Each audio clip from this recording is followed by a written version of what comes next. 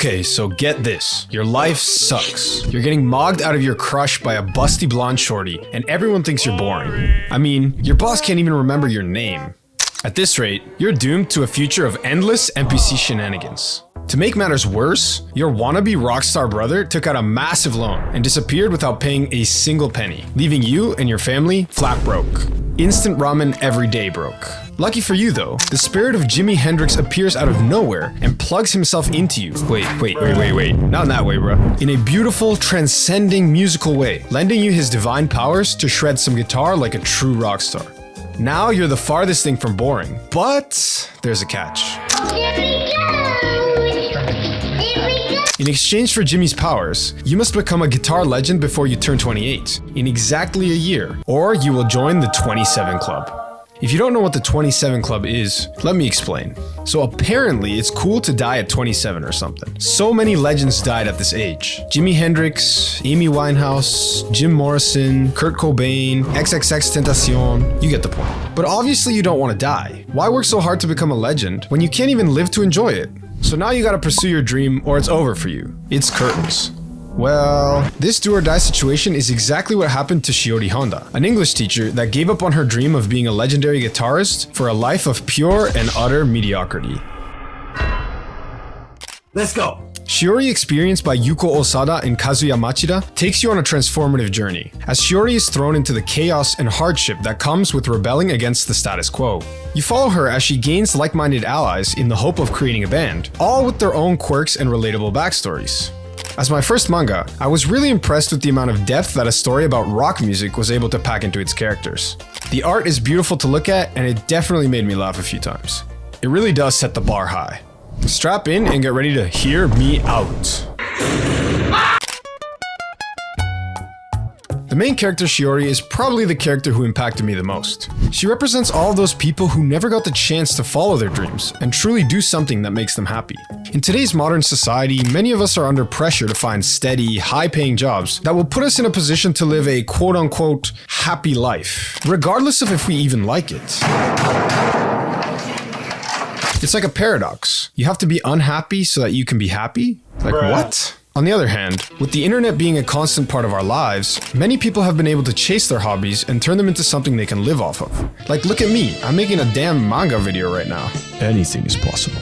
Shiori shows us that it's okay to take chances. Rather, we should take chances. Ask that girl or guy out. Pursue your passions. Just don't accidentally make a contract with the devil and be forced to succeed or die at 27. Don't recommend that at all. Lord have mercy, I'm about to bust. Now, on the flip side, look at Subaru. On the surface, she's a 10. Sweetheart, lovable, popular, and ditzy. Other than that, she has two big reasons why everyone loves her. But deep down, when you strip off those layers, and trust me, everybody wants to, there's an abomination. Yup, she's a crazy bitch. She is the perfect representation of the unhealthy pursuit of happiness and perfection. Her brass band is the top in the nation, but instead of ruling with love and encouragement, she rules with fear and tyranny. Is this allowed? What the fuck? Is that allowed? If you've ever watched the movie Whiplash, you know exactly how scary this type of teaching can be. It really makes you question whether someone who acts like that can truly be happy. Like, look at her. She has everything she could ever want, and yet throughout the manga, Shiori always seems to be the one who seems happier. Moral of the story is be genuine, treat everyone with kindness, and avoid crazy bitches like the plague. Next on the list is Izuzu, the loser who wasn't good enough to make first chair in the brass band. Just like Shiori, no one remembers her name, and she is treated like shit by her upperclassmen, no matter how hard she tries to improve. After getting kicked out of the band for making a small mistake, it seems like she was gonna call it quits for good, until Shiori stretched out her hand and let her know it's okay to suck, as long as you keep trying and having fun. Everybody has to start somewhere. Very rarely are people born as geniuses. If you are passionate about something and are willing to put in the work and make sacrifices, you will be successful, regardless of how many people tell you you have no talent and are bound to fail. Have faith in yourself and surround yourself with like-minded people who inspire and motivate you, not put you down. That's why he's the GOAT! The GOAT! The opposite of Izuzu is the crown jewel of the brass band, President Mitsuoka. Flawless, stoic, and almost robot-like, Mitsuoka is a lean, mean trumpet-playing machine. Her emotionless demeanor sharply contrasts that of Izuzu, who seems to cry at every available opportunity. You can tell Mitsuoka is putting some ungodly reps in, throwing her personality and happiness away in exchange for being the best. Now, as I said previously, putting in the work is definitely necessary to become a master of what you do. But Mitsuoka serves as an example of what it looks like when you take it a little too far. If you lose yourself in the grind and forget to love and enjoy what you are doing, you will surely burn out, and even come to resent the thing that you were once burning with passion about.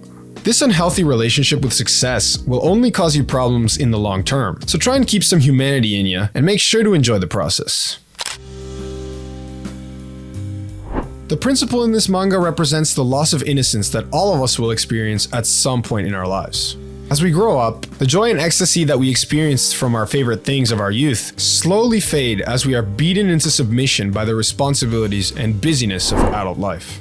The principal used to be an avid fan of Jimi Hendrix and his soul-bending blues, but when Jimi died, he felt betrayed and hopeless, knowing that he would never be able to hear his music again. Over time, he got over his feelings, but due to his stubbornness, he did not let himself enjoy something he used to love, even growing to despise people who would listen to anything related to Jimi and his music. This teaches us a valuable lesson. It is important to not forget who we are, or who we were. Life is cruel, and we will all experience hardship. But we must not let it harden us to the point where we are willingly missing out on its joys, or even worse, ruining them for someone else out of spite. Finally, we have Daiba, his baseball-loving father's ultimate project Mbappe.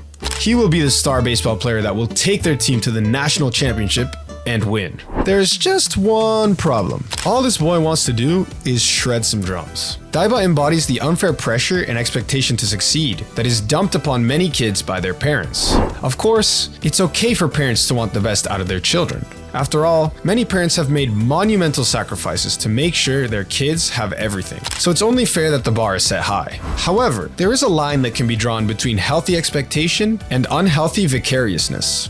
In Daiba's case, his father is trying to live his dream of being a pro baseball player through Daiba, regardless of how Daiba feels about it.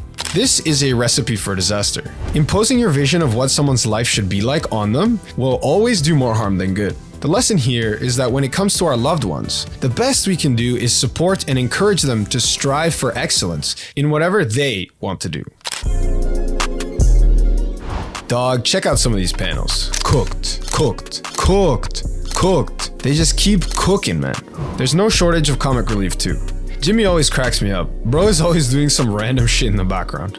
Also, Shiori is so quirky, sometimes she just ragdolls and is jokes. Jimi Hendrix is just Shiori's stand. If you don't know what a stand is, watch JoJo's. Thanks for coming to my TED Talk. If you don't want to read this by now and just want to continue your Shiori-esque boring-ass life, then be my guest. But don't say I didn't warn you. Shout out to this homie for recommending me this manga. If you have any recommendations for something I absolutely must check out, feel free to drop them in the comments. And maybe, just maybe, I'll make a video on it next. And this time, it won't take me a whole year to finish the video. Lamau. I hope at least. Peace out, y'all.